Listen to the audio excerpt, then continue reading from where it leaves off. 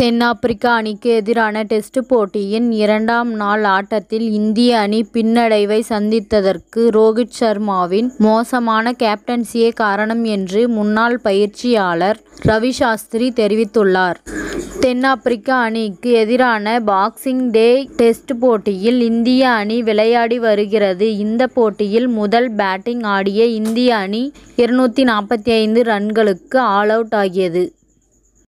அதிகபட்சமாக இந்திய அணியின் விக்கெட் கீப்பர் ராகுல் 4 சிக்சர் 14 பவுண்டரி உட்பட 101 ரன்கள் சேர்த்தார்.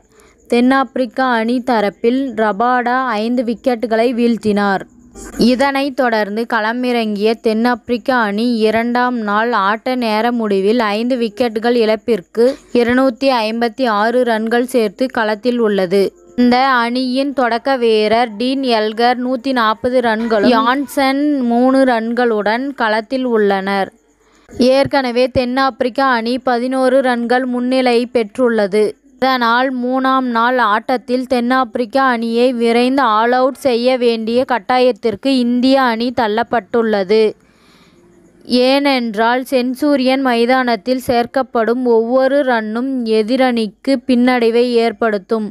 இந்த நிலையில் இரண்டாம் நாளில் இந்திய அணி பின்னடைவை சந்தித்ததற்கு ரோஹித் சர்மாவின் கேப்டன்சியே காரணமாக விமர்சனங்கள் எழுந்துள்ளன. இதுகுறித்து இந்திய முன்னாள் பயிற்சியாளர் ரவி சாஸ்திரி பேசுகையில், பிரசித் கிருஷ்ணா மற்றும் ஷர்துல் தாக்கூர் ஆகிய இரு பவுலர்களையும் எந்த செஷனாக இருந்தாலும் கடைசியாக தான் அட்டாக்கில் கொண்டு வர வேண்டும். நான் பயிற்சி அளித்த நாட்களில் இது குறித்து ஏராளமான முறை பேசியிருக்கிறோம். எப்போது டாப் 2 பவுலர்களை தான் செஷனை தொடங்க வேண்டும். அதான் ரோஹித் சர்மா செய்த மிகப்பெரிய தவறு என்று தெரிவித்துள்ளார்.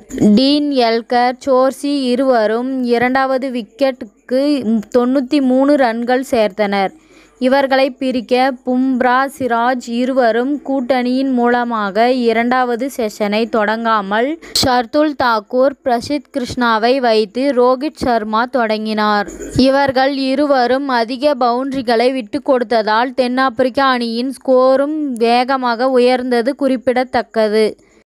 இத்துடன் இந்த செய்தி முடிவடைகிறது. நன்றி, வணக்கம். மீண்டும் அடுத்த வீடியோவில் சந்திப்போம். மேலும் இது போன்ற சுவாரஸ்யமான செய்திகளை உடனுக்குடன் தெரிந்து கொள்ள தமிழ் சிறை சேனலை சப்ஸ்கிரைப் பண்ணுங்க. பெல் ஐகானை கிளிக் பண்ணுங்க.